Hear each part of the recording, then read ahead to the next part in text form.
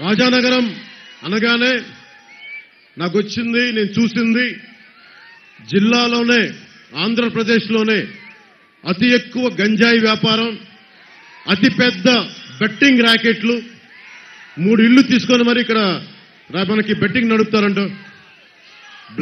మనకి బ్లేడ్ బ్యాచ్లు, దోపిడీలు, ఆగడాలు, ఇవన్నీ ఒక పెద్ద కుటుంబం నుంచి వచ్చిన ఒక ఎమ్మెల్యే జక్కంపూడి రామ్మోహన్ రావు గారి ఇంటి నుంచి వచ్చిన వాళ్ళ చేస్తుంది ఇవన్నీ అనేది నిజంగా నాకు చాలా బాధ కలిగింది. జక్కంపూడి రామ్మోహన్ రావు గారి కుటుంబం నుంచి వచ్చి వాళ్ళ బిడ్డలు ఇంకెంత ఉన్నతంగా ఉండాలి.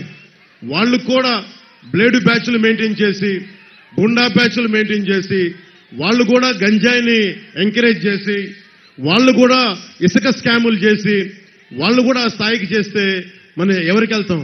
ఎటువైపు